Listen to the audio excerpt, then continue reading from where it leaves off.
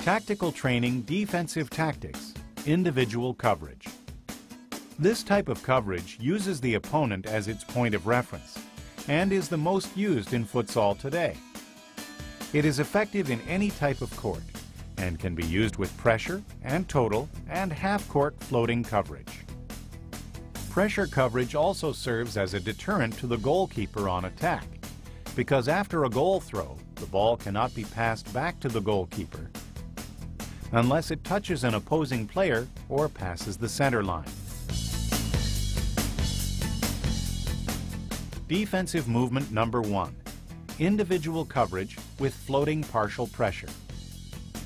The goalkeeper has possession of the ball.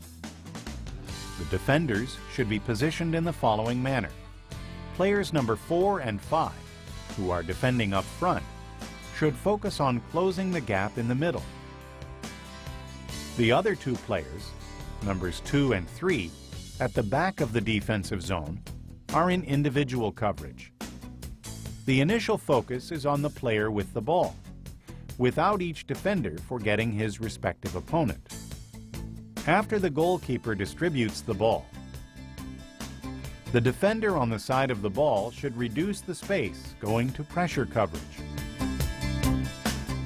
The defender who challenges the player with the ball should pay attention to his basic positioning. The other defender up front, in this case player number 5, should be placed between his respective opponent and the ball, as he might have to take over the coverage of his teammate. If player number 4 is beaten, either in the middle or to the side, number 5 is responsible to make the coverage. The other two players, player number 2 and 3, are in individual coverage. In all situations, the players should be ready to take over the coverage of their closest teammate. Defensive movement number 2, individual coverage, floating half-court. In this type of coverage, the defenders all go back to their defensive half-court, waiting for the goal throw, and start coverage at their defensive half-court, allowing the opponent to advance with the ball from their zone. When the attackers move forward, the defenders playing up front close the gap in the middle. The defender on the side of the ball moves forward to challenge for the ball. The other defender closes the middle, staying in a position that allows for coverage. The two other defenders who are behind are in individual coverage, close to the attackers. In this type of coverage, one of the players must always close the middle with the possibility of covering, without forgetting his respective opponent.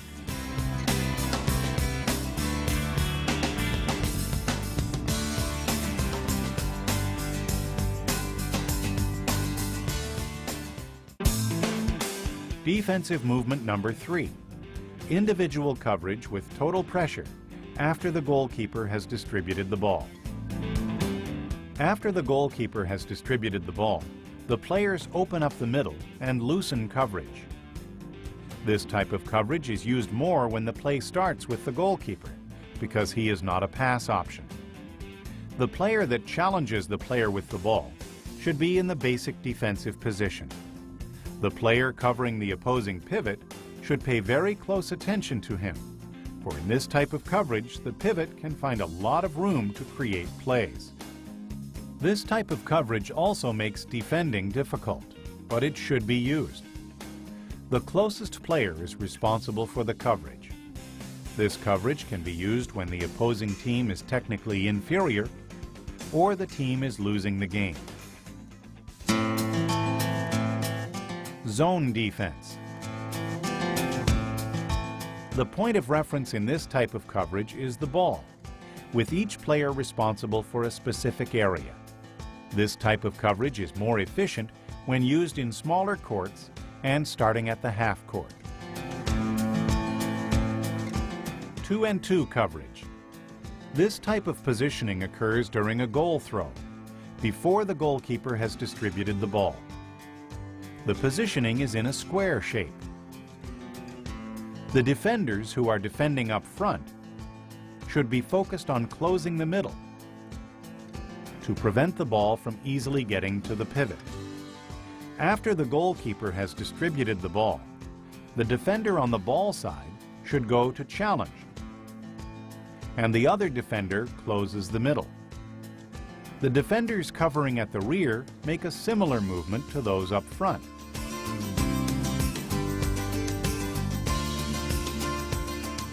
When the ball is on the left side of the attacker, he dribbles past the defender to the side. The coverage is now made by the defender closest to the parallel, in this case, number 3. Defender number 2 takes the place of defender number 3. If he is beaten to the middle, the coverage goes to number 4, who closes in the middle. This type of coverage makes it possible to always have a defender covering.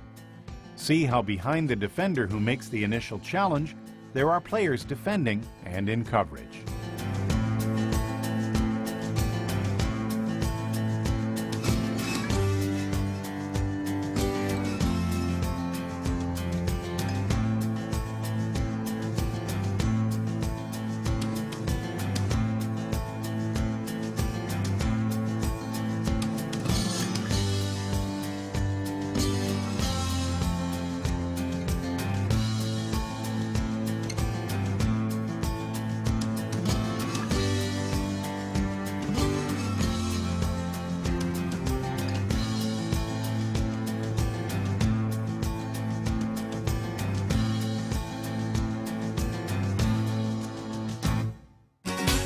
Zone coverage 3-1.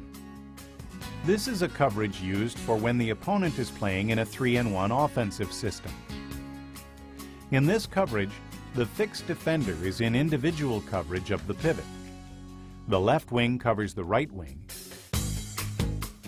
The right wing covers the left wing, and the pivot the fixed defender. The defenders make a diagonal,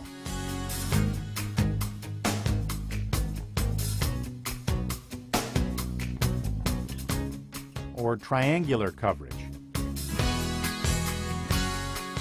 Note that for this coverage, when the ball is on the wing, the defenders form a diagonal. And when the ball is in the middle, they form a triangle, but must always pay attention to close the middle so that the ball does not reach the pivot, and at the same time allowing for each to cover.